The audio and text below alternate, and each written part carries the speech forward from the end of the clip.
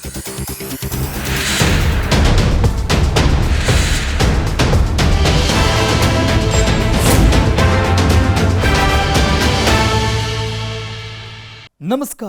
ಯಲ್ಲಮ್ಮನ ಗುಡ್ಡದ ನಾಗರ ಗುಹೆಯಲ್ಲಿ ದೇವಾನು ದೇವತೆಗಳ ಸಂಪತ್ತು. ದೇವತೆಗಳ ಚಿನ್ನಾಭರಣಗಳಿಗೆ ಬೃಹತ್ ನಾಗಸರ್ಪ ಕಾವಲಾಗಿದೆಯಾ? ಆ ನಿಗೂಢ ಬಾವಿಯ ನೀರಲ್ಲಿ ದೀಪ ಹಚ್ಚುತ್ತಿದ್ದದ್ದು ಹೇಗೆ ಸಿದ್ಧರು? ಇದು ಈ ಹೊತ್ತಿನ ಕಂಡಿದ್ದು ಕಾಣದ್ದು. ನಾನು ಅರುಣ್ ಹೂಗಾರ್.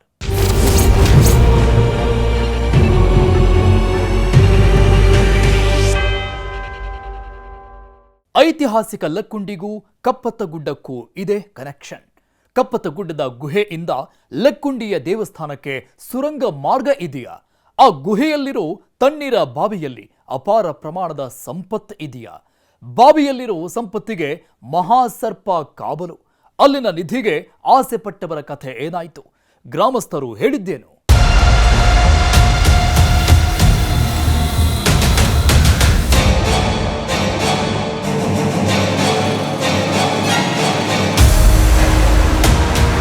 ಲಕ್ಕುಂಡಿಯಲ್ಲಿ ನಿಧಿ ಇರೋದು, ಆ ನಿಧಿಗೆ ಘಟಸರ್ಪ ಕಾವಲು ಅದೆಲ್ಲ ಅಲ್ಲ. ಕಪ್ಪತ್ತಗುಡ್ಡದಲ್ಲಿ ಇದೆಯಂತೆ ಮಹಾಸಂಪತ್ತು. ಅಲ್ಲಿನ ಗುಹೆಯಲ್ಲಿರೋ ಒಂದು ಪುಟ್ಟ ಬಾವಿಯಲ್ಲಿ ದೇವಾನು ದೇವತೆಗಳಿಗೆ ಸೇರಿದ ಆಭರಣಗಳು ಇವೆಯಂತೆ. ಆದರೆ ಆ ಆಭರಣಗಳಿಗೆ ಒಂದು ಮಹಾಸರ್ಪ ಕಾವಲು ಇದ್ದು ಆ ಗುಹೆಯಲ್ಲಿ ಸಿದ್ಧರು ಮಾತ್ರ ವಾಸ ಮಾಡ್ತಾ ಇದ್ರಂತೆ. ಆ ಗುಹೆಯಲ್ಲಿರೋ ಬಾವಿಯ ನೀರಿಗೂ ದೈವಶಕ್ತಿ ಇದೆಯಂತೆ.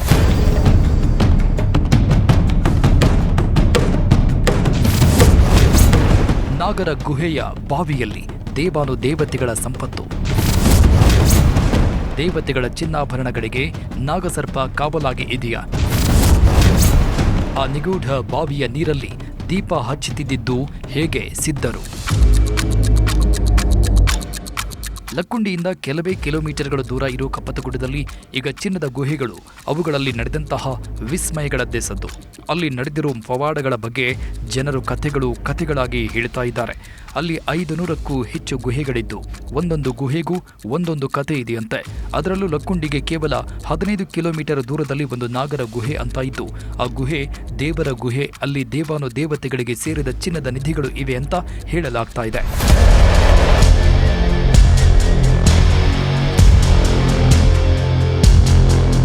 ಕಪ್ಪತ್ತಗುಡ್ಡ ಈಗ ಕೆಲವು ದಿನಗಳಿಂದ ಲಕ್ಕುಂಡಿಗಿಂತಲೂ ಹೆಚ್ಚು ಸದ್ದು ಮಾಡ್ತಾ ಇದೆ.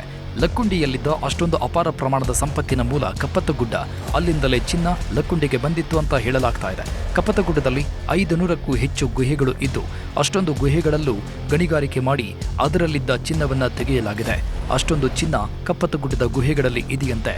ಕಪ್ಪತ್ತಗುಡ್ಡದಲ್ಲಿ ಚಿನ್ನ ಮಾತ್ರ ಅಲ್ಲ, ಅಲ್ಲಿನ ಸಸ್ಯಗಳಲ್ಲಿ, ಅಲ್ಲಿನ ನೀರಿನಲ್ಲಿ ಔಷಧೀಯ ಗುಣಗಳು ಇದ್ದು ಕಪ್ಪತ್ತಗುಡ್ಡದಲ್ಲಿ ಗಣಿಗಾರಿಕೆ ಆಗೋದಕ್ಕೂ ಮುನ್ನವೇ ಆ ಗುಡ್ಡಗಳಲ್ಲಿ ಏನೋ ಒಂದು ಶಕ್ತಿ ಇತ್ತು.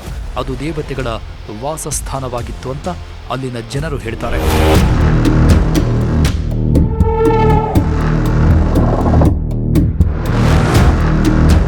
ಕಪ್ಪತ್ತಗುಡ್ಡದ ಗುಹೆಗಳಲ್ಲಿ ಈಗಲೂ ಅಪಾರ ಪ್ರಮಾಣದ ಚಿನ್ನ ಇದೆ ಅಂತ ಅಲ್ಲಿ ಸುತ್ತಮುತ್ತಲ ಗ್ರಾಮಗಳಲ್ಲಿ ವಾಸ ಮಾಡೋ ಜನರು ಹೇಳ್ತಾರೆ. ಅಷ್ಟಲ್ಲದೆ ಅಲ್ಲಿ ಗುಹೆಗಳ ಬಗ್ಗೆಯೂ ಜನರು ವಿವಿಧ ರೀತಿಯಲ್ಲಿ ಮಾತಾಡ್ತಾರೆ. ಕಪ್ಪತ್ತಗುಡ್ಡದ ಗುಹೆಗಳಲ್ಲಿ ನಿಧಿಗಳನ್ನ ಬಚ್ಚಿಟ್ಟಿರಬಹುದು. ರಾಜರು, ಬ್ರಿಟಿಷರು ಸಹ ತಮ್ಮ ನಿಧಿ ಸಂಪತ್ತನ್ನ ಅಲ್ಲೇ ಬಚ್ಚಿಟ್ಟಿರಬಹುದು ಅನ್ನೋ ಮಾತುಗಳು ಕೇಳಿ ಬಂದಿದ್ದು.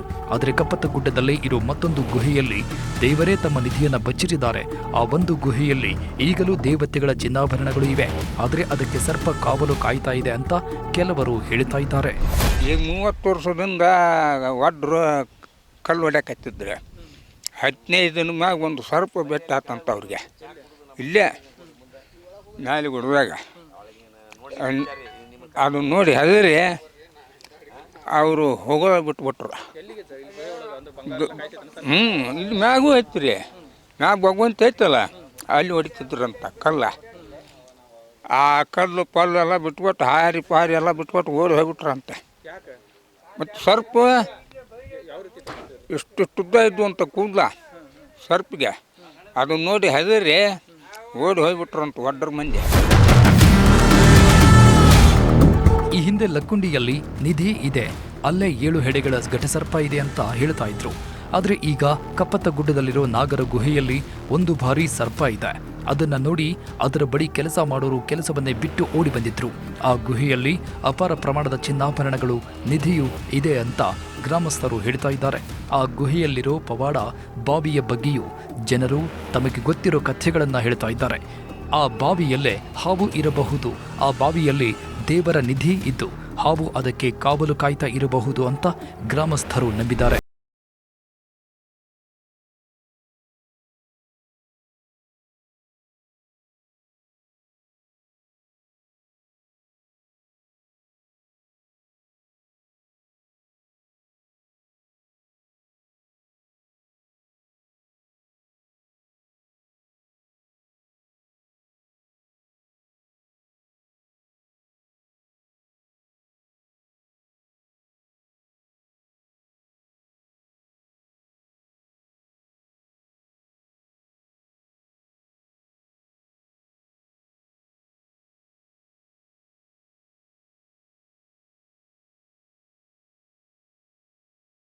ಆಗುವಂತಾಗಿದೆ.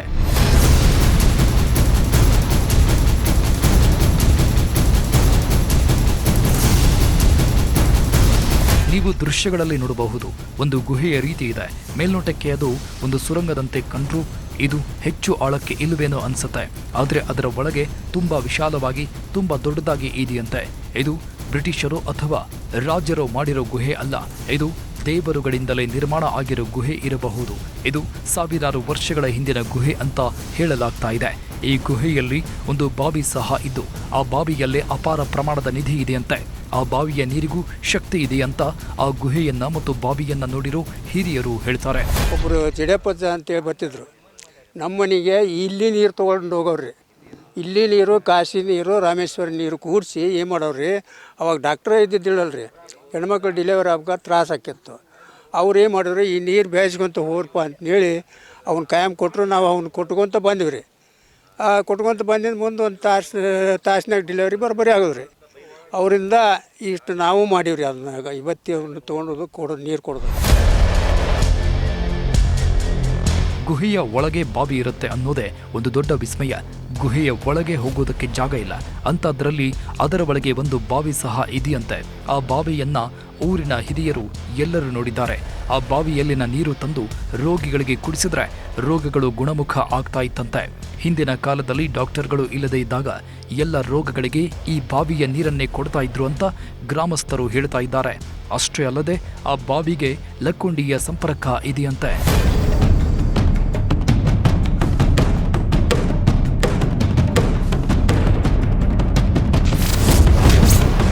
ನಾಗಾವಿಯ ಗುಹೆಗೂ ಲಕ್ಕುಂಡಿಗೂ ಇದೆ ಸಂಪರ್ಕ. ಅಲ್ಲೆಲ್ಲೋ ಒಂದು ಬಾವಿಯಲ್ಲಿ ಏನೋ ಒಂದು ವಸ್ತು ಹಾಕಿದ್ರೆ ಅದು ಮತ್ತೊಂದು ಕಡೆ ಇರೋ ಬಾವಿಯಲ್ಲಿ ತೇಲುತ್ತೆ. ಈ ರೀತಿಯ ಕಥೆಗಳು ನಾವು ಸಾಕಷ್ಟು ಕೇಳಿದ್ದೇವೆ. ಅದೇ ರೀತಿಯ ಕಥೆ ಈಗ ಕಪ್ಪತ್ತಗುಡ್ಡದ ನಾಗಾವಿ ಗುಹೆಗೂ ಮತ್ತು ಲಕ್ಕುಂಡಿಯ ಬಾವಿಗೂ ಇದೆ ಅಂತ ನಾಗಾವಿಯ ಗ್ರಾಮಸ್ಥರು ಹೇಳ್ತಾ ಇದ್ದಾರೆ. ಕಪ್ಪತ್ತಗುಡ್ಡ ಸಮೀಪ ಇರೋ ನಾಗಾವಿಯ ಗುಹೆಯಲ್ಲಿ ಒಂದು ಬಾವಿ ಇದ್ದು ಆ ಬಾವಿಗೂ ಲಕ್ಕುಂಡಿಯ ದೇವಾಲಯಗಳ ಬಳಿ ಇರೋ ಒಂದು ಬಾವಿಗೂ ಸಂಪರ್ಕ ಇದೆಯಂತೆ. ನಾಗಾವಿಯ ಗುಹೆಯಲ್ಲಿರೋ ಬಾವಿಯಲ್ಲಿ ನಿಂಬೆಹಣ್ಣು ಅಥವಾ ಬೇರೆ ಯಾವುದಾದರೂ ವಸ್ತುವನ್ನು ಹಾಕಿದ್ರೆ ಅದು ಲಕ್ಕುಂಡಿಯಲ್ಲಿ ಇರೋ ಬಾವಿಯಲ್ಲಿ ಸಿಗ್ತಾ ಇತ್ತಂತೆ. ಇಲ್ಲಿಂದ ಅಲ್ಲಿಗೆ ಕನೆಕ್ಷನ್ ಹೇಗೆ ಅನ್ನೋದು ಇದುವರೆಗೂ ಗ್ರಾಮಸ್ಥರಿಗೆ ಗೊತ್ತಾಗಿಲ್ಲ. ಒಂದು ವಿಸ್ಮಯದ ರೀತಿಯಲ್ಲಿ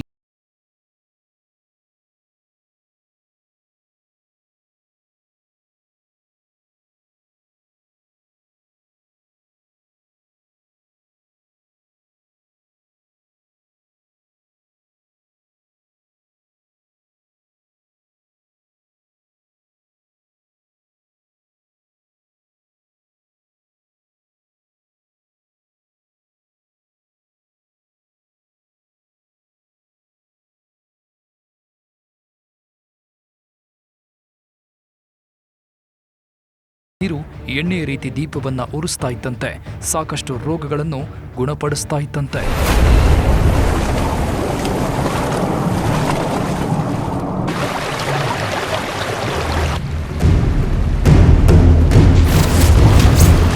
ಯಲ್ಲಮ್ಮನ ಗುಡ್ಡದ ಗುಹೆಯಲ್ಲಿ ಭಾರಿ ಸಂಪತ್ತು. ಆ ಬಾವಿಯಿಂದಲೇ ಲಕ್ಕುಂಡಿಗೆ ಬಂಗಾರ ಹರಿದು ಹೋಗ್ತಿತ್ತ. ನಾಗಾವಿ ಯಲ್ಲಮ್ಮನ ಗುಡ್ಡದ ಗುಹೆಯಲ್ಲಿ ಭಾರಿ ಸಂಪತ್ತು ಇರಬಹುದು ಅನ್ನೋದು ಜನರ ನಂಬಿಕೆ. ಯಾಕಂದ್ರೆ ಮಳೆ ಬಂದು ಗುಡ್ಡದಿಂದ ನೀರು ಹರಿದು ಬಂದಾಗ ಆ ನೀರಲ್ಲಿ ಚಿನ್ನ ಸಿಗ್ತಾ ಇತ್ತಂತೆ. ಹಾಗಾಗಿ ಯಲ್ಲಮ್ಮನ ಗುಡ್ಡದ ಬಾವಿಯಲ್ಲಿ ನಿಧಿ ಇರಬಹುದು, ಆ ಗುಹೆಯಲ್ಲಿ ಅಪಾರ ಪ್ರಮಾಣದ ಸಂಪತ್ತು ಇರಬಹುದು ಅಂತ ಜನರು ಹೇಳ್ತಾ ಇದ್ದಾರೆ. ಅದೆಲ್ಲದಕ್ಕಿಂತ ಮುಖ್ಯವಾಗಿ ಆ ಬಾವಿಯಲ್ಲಿ ಲಕ್ಕುಂಡಿಗೆ ರಹಸ್ಯ ಮಾರ್ಗ ಇದೆ ಅಂತ ಹೇಳಲಾಗ್ತಾ ಇದೆ. ಯಾಕಂದ್ರೆ ನಾಗಾವಿಯ ಗುಹೆಯಲ್ಲಿ ರಹಸ್ಯ ಬಾವಿ ಇದೆ. ಆ ಬಾವಿಯಲ್ಲಿ ಹೊರಸಿನ ನೂಲು ಬಿಟ್ಟರೆ ಅದು ಲಕ್ಕುಂಡಿಯ ಸಿದ್ದರ ಬಾವಿಯಲ್ಲಿ ಗೋಚರ ಆಗುತ್ತೆ. ಲಕ್ಕುಂಡಿಗೆ ನಾಗಾವಿ ಗುಹೆಯೇ ಲಿಂಕ್ ಇದೆ. ಇದು ಈಗ ಆ ಗುಹೆಯಲ್ಲಿ ನಿಧಿ ಇದೆ ಅನ್ನೋ ನಂಬಿಕೆಯನ್ನ ಮತ್ತಷ್ಟು ಬಲಪಡಿಸ್ತಾ ಇದೆ.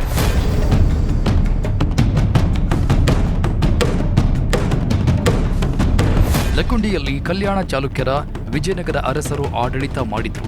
ಲಕ್ಕುಂಡಿಯಲ್ಲಿ ಅಪಾರ ಪ್ರಮಾಣದ ಬಂಗಾರ ಇತ್ತು. ಲಕ್ಕುಂಡಿಯಲ್ಲಿ ಇಂದಿನ ಅಮರಾವತಿಗಿಂತ ಹೆಚ್ಚು ಸಂಪತ್ತಿತ್ತು. ಲಕ್ಕುಂಡಿಯಲ್ಲಿ ಬಂಗಾರದ ಮಳೆಯೇ ಆಗಿತ್ತು. ಲಕ್ಕುಂಡಿಯಲ್ಲಿ ರಾಷ್ಟ್ರಕೂಟರು, ಹೊಯ್ಸಳರು, ಚಾಲುಕ್ಯ ಅರಸರು ತಮ್ಮ ನಿಧಿಗಳನ್ನ ಇಟ್ಟಿದ್ರು ಅನ್ನೋ ಕಥೆಗಳು ಇವೆ. ಹಾಗಾದ್ರೆ ಆ ಸಂಪತ್ತೆಲ್ಲ ಏನಾಯಿತು? ಅಷ್ಟೇ ಅಲ್ಲದೆ ಲಕ್ಕುಂಡಿಯಲ್ಲಿ ಚಿನ್ನದ ನಾಣ್ಯಗಳನ್ನ ಮುದ್ರಣ ಮಾಡ್ತಾ ಇದ್ದ ಟಂಕಸಾಲೆಯೂ ಇತ್ತಂತೆ. ಅಲ್ಲಿದ್ದ ಚಿನ್ನ ಎಲ್ಲ ಏನಾಯಿತು ಅನ್ನೋದು ಈಗ ಎಲ್ಲರನ್ನ ಕಾಡೋ ಪ್ರಶ್ನೆ. ಆ ಪ್ರಶ್ನೆಗೆ ಉತ್ತರ ಈಗ ಕಪ್ಪತ್ತಗುಡ್ಡದ ಗುಹೆಗಳಲ್ಲಿ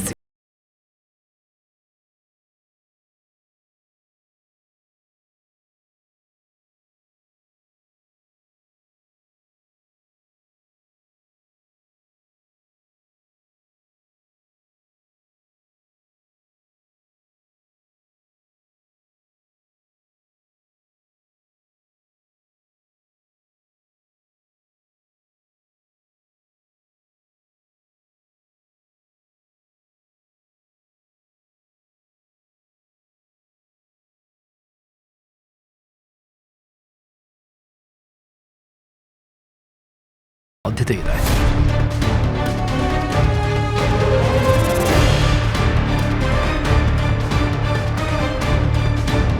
ಲಕ್ಕುಂಡಿಯಲ್ಲಿ ಅಪಾರ ಪ್ರಮಾಣದ ಸಂಪತ್ತು ಇತ್ತು. ಅದನ್ನ ರಾಜರೇ ಗುಹೆಗಳಲ್ಲಿ ಬಚ್ಚಿಟ್ಟಿರಬಹುದು.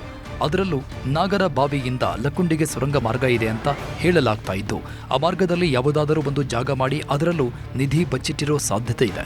ಅಲ್ಲದೆ ಲಕ್ಕುಂಡಿಯಿಂದ ರಹಸ್ಯ ಮಾರ್ಗದ ಮೂಲಕ ನಾಗರ ಗುಹೆಗೆ ಬಂದು ಗುಹೆಯಲ್ಲೂ ಸಂಪತ್ತನ್ನ ಇಟ್ಟಿರೋ ಸಾಧ್ಯತೆ ಇದೆ. ಒಟ್ಟಾರೆ ನಾಗಾವಿಯ ಗುಹೆಗಳಲ್ಲಿ ಚಿನ್ನ ಇರೋದಂತೂ ಸತ್ಯ.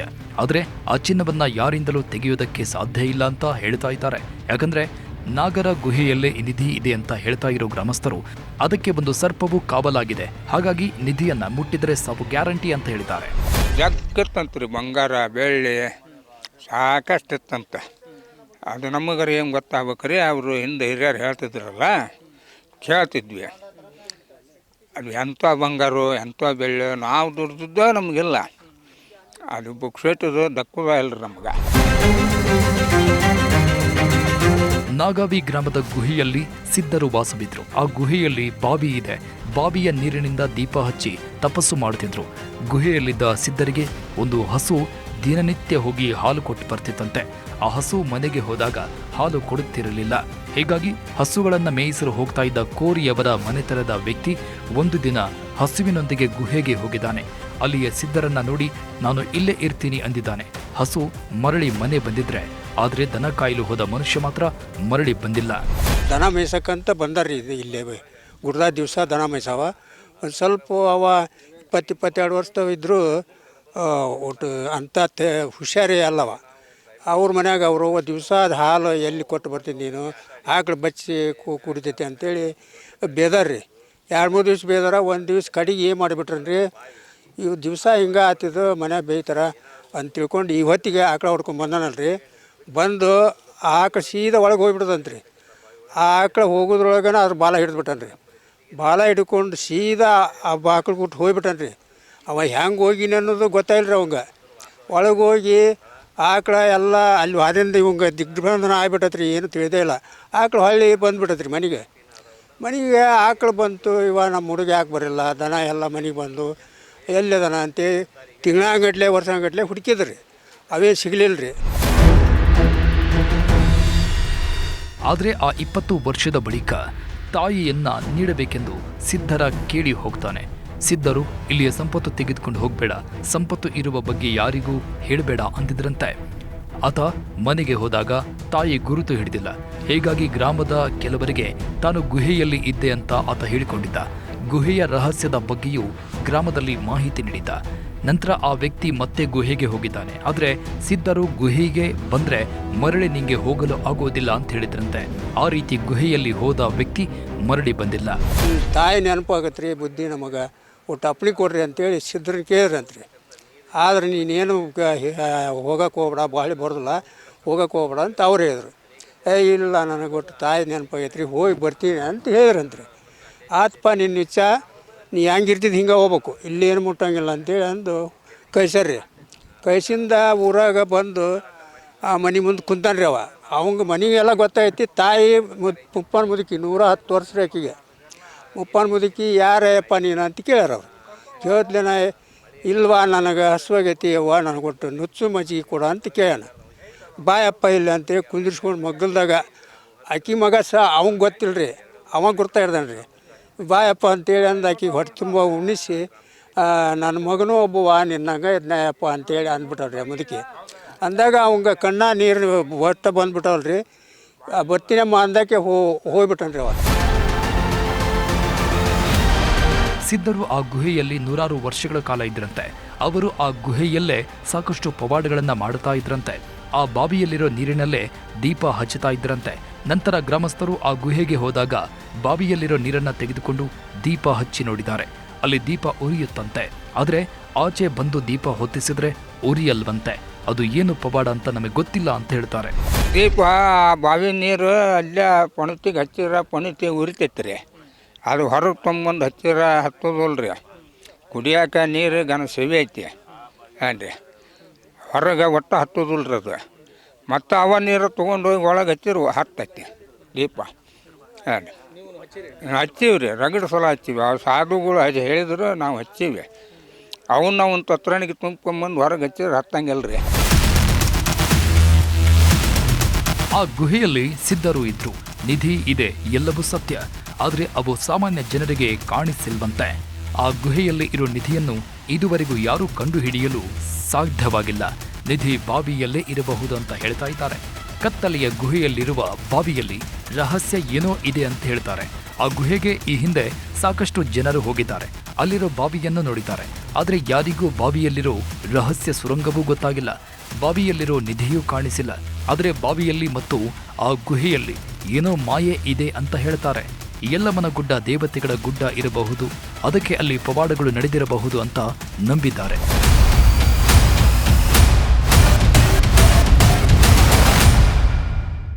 ಆ ಗುಹೆಯಿಂದ ಸಂಗೀತ ಕೇಳಿಸುತ್ತಾ, ಧೂಪದ ವಾಸನೆ ಬರುತ್ತಾ? ಆ ಗುಹೆಯ ಬಾವಿಯಲ್ಲಿ ದೇವತೆಗಳ ಚಿನ್ನಾಭರಣಗಳು ಇರೋದು ಸತ್ಯಾನ? ಅಲ್ಲಿ ಕೆಲಸ ಮಾಡಲು ಹೋದವರನ್ನ ಘಟಸರ್ಪ ಅಟ್ಟಿಸಿಕೊಂಡು ಬಂದಿತ್ತ? ಆ ಎಲ್ಲ ಡೀಟೇಲ್ಸ್ ಕೊಡ್ತೀವಿ ಒಂದು ಬ್ರೇಕ್ ಆದ್ಮೇಲೆ.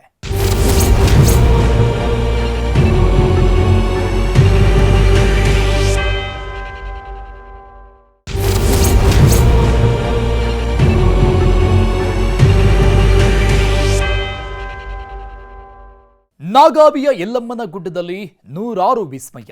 ಈಗಲೂ ಗುಹೆಯಿಂದ ಭಜನೆ ಸದ್ದು, ಧೂಪದ ವಾಸನೆ. ಸಿದ್ಧರು ಈಗಲೂ ಆ ಗುಹೆಯಲ್ಲಿ ವಾಸವಾಗಿದ್ದಾರ? ಆ ಗುಹೆಯ ಬಾವಿಯಲ್ಲಿ ದೇವತೆಗಳ ಚಿನ್ನಾಭರಣಗಳು ಸಂಪತ್ತು ಇರುವುದು ಸತ್ಯಾನ? ಬೃಹತ್ ನಾಗಸರ್ಪ ನಿಧಿಗೆ ಕಾವಲಾಗಿದೆಯಾ? ಆ ಸರ್ಪ ಜನರನ್ನ ಅಟ್ಟಿಸಿಕೊಂಡು ಬಂದಿತ್ತ?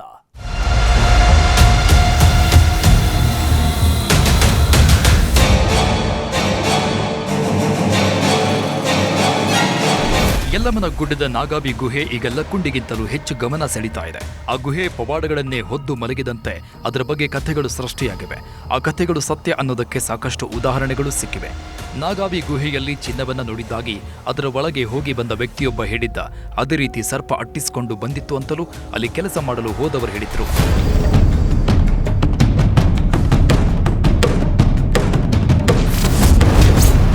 ಗುಹೆಯಿಂದ ಧೂಪದ ವಾಸನೆ, ಅಲ್ಲಿಂದ ಕೇಳುತ್ತೆ ಭಜನೆ ಸದ್ದು. ಗುಹೆಯ ಬಳಿ ಹೋದವರನ್ನ ಹಾವು ಅಟ್ಟಿಸಿಕೊಂಡು ಬಂದಿತ್ತ? ದೇವತೆಗಳ ಆಭರಣಗಳಿಗೆ ಘಟಸರ್ಪ ಕಾವಲಾಗಿದೆಯಾ? ನಾಗಾವಿಯ ಗುಹೆ ದೈವ ರಹಸ್ಯಗಳನ್ನ ತನ್ನೊಳಗೆ ಇಟ್ಕೊಂಡಿರೋ ಗುಹೆ. ಗುಹೆಯ ಕಡೆಯಿಂದ ಮಳೆ ನೀರು ಹರಿದು ಬಂದ್ರೆ ಅದರಲ್ಲಿ ಚಿನ್ನ ಸಿಗುತ್ತಂತೆ. ಅಷ್ಟೇ ಅಲ್ಲ, ಆ ಗುಹೆಯಲ್ಲಿ ಈಗಲೂ ಸಿದ್ಧರು ಭಜನೆ ಮಾಡ್ತಾರೆ ಅಂತ ಜನರು ಹೇಳ್ತಾರೆ. ಸದ್ಯ ಆ ಗುಹೆ ಮುಚ್ಚಿಕೊಂಡಂತೆ ಆಗಿದೆ. ಆ ಗುಹೆಯ ಒಳಗೆ ಈ ಹಿಂದೆ ಜನರು ಹೋಗ್ತಾ ಇದ್ರು, ಆದ್ರೆ ಈಗ ಯಾರೂ ಹೋಗೋದಿಲ್ಲ. ಆದರೂ ಆ ಗುಹೆಯ ಒಳಗಿಂದ ಧೂಪದ ವಾಸನೆ ಬರುತ್ತೆ. ಸಂಜೆ ಆದರೆ ಸಾಕು ಗುಹೆಯ ಒಳಗಿಂದ ಭಜನೆ ಮಾಡ್ತಾ ಇರೋ ಸದ್ದು ಕೇಳಿಸುತ್ತಂತೆ. ಅಂದರೆ ಸಿದ್ಧರ ಭೂಮಿ ಅಂತಕ್ಕಂಥದ್ದು ಹೆಸರು ಬರ್ಬೇಕಂದ್ರೆ ಇಲ್ಲಿ ಸಿದ್ಧರು ವಾಸ ಆಗಿ ಆ ಭಜನೆ ಮಾಡೋದು, ಆಮೇಲೆ ಜಾಗಟೆ ಬಾರಿಸೋದು, ಶಂಖನಾದ ಕೇಳಿ ಇಡೀ ಊರಿಗೇನೆ ಕೇಳ್ತಿತ್ತು. ಅವ್ರು ಪೂಜೆ ಮಾಡುವಾಗ ಲೋಬಾನ ಹಾಕಿದ್ರೆ ಇಡೀ ಊರೊಳಗನೆ ಘಮ ಘಮ ಅಂತಿರ್ತಕ್ಕಂಥ ವಾಸನೆ ಬಂದು ಅವಾಗ ರೈತ ಹಾಕಿ ಕುಟುಂಬದವ್ರು ಸಹಿತ ಇಲ್ಲ ಸಿದ್ಧರು ಎದ್ದಾರ ಭಜನೆ ಮಾಡೋ ಟೈಮ್ ಆಗೈತಿ, 4 ಆಗೈತಿ, 3 ಆಗೈತಿ, ಹೇಳ್ರಿ ಅಂತ ಜನರು ಎಬಿಸಿ ತಮ್ಮ ಒಂದು ನಿತ್ಯ ಕಾಯಕವನ್ನು ಮಾಡ್ಕೊತ ಬರ್ತಕ್ಕಂಥ ಪರಂಪರೆಯನ್ನು ಹಿರಿಯರಿಂದ ನಾವು ಕೇಳೀವಿ.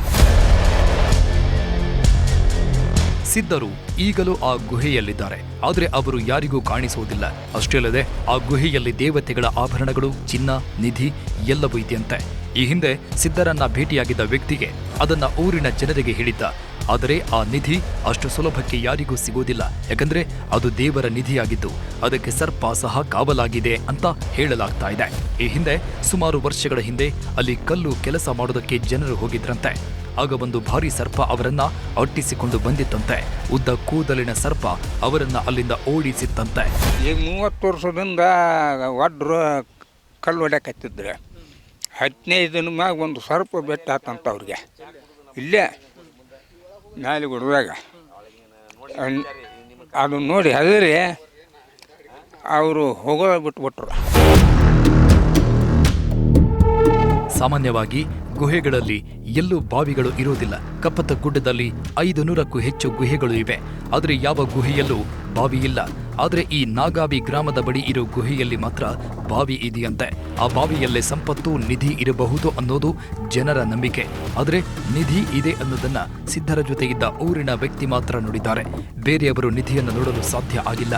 ಅಲ್ಲಿ ದೇವರ ನಿಧಿ ಇದೆ ಅಂತ ಕೆಲವರು ಹೇಳಿದ್ರೆ, ಇನ್ನು ಕೆಲವರು ಲಕ್ಕುಂಡಿಯ ಅರಸರ ನಿಧಿಯನ್ನೇ ಅಲ್ಲಿ ಬಚ್ಚಿಟ್ಟಿರಬಹುದು ಅಂತ ಹೇಳ್ತಾ ಇದ್ದಾರೆ. ಲಕ್ಕುಂಡಿಯ ಬಾವಿಗೂ ಈ ಗುಹೆಯ ಬಾವಿಗೂ ರಹಸ್ಯ ಮಾರ್ಗ ಇದ್ದು ಆ ಮಾರ್ಗದ ಮೂಲಕವೇ ಸಂಪತ್ತನ್ನು ತಂದು ಗುಹೆಯಲ್ಲಿ ಇಟ್ಟಿರಬಹುದು ಅಂತಲೂ ಹೇಳಲಾಗ್ತಾ ಇದೆ.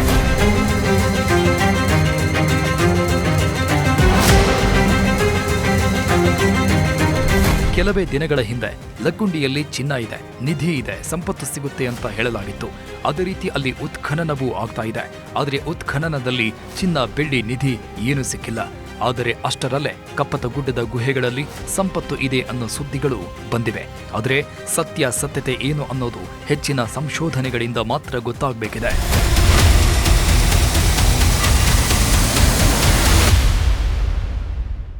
ಲಕ್ಕುಂಡಿಯ ನಂತರ ಈಗ ಕಪ್ಪತ್ತಗುಡ್ಡ ಎಲ್ಲರ ಕೇಂದ್ರ ಬಿಂದು ಆಗಿದ್ದು, ಲಕ್ಕುಂಡಿಯ ರೀತಿ ಕಪ್ಪತ್ತಗುಡ್ಡಕ್ಕೂ ಸಾವಿರಾರು ವರ್ಷಗಳ ಇತಿಹಾಸ ಇರಬಹುದು. ಅಲ್ಲಿನ ಗುಹೆಗಳಿಗೂ ಲಕ್ಕುಂಡಿಗೂ ಸಂಬಂಧ ಇರಬಹುದು ಅಂತ ಹೇಳಲಾಗ್ತಾ ಇದೆ. ಇದಾಗಿತ್ತು ಇವತ್ತಿನ ವಿಶೇಷ. ನೋಡ್ತಾ ಇರಿ ನ್ಯೂಸ್ 18 ಕನ್ನಡ. ಜಾಲ ನಮ್ಮದು, ಬಲ ನಿಮ್ಮದು.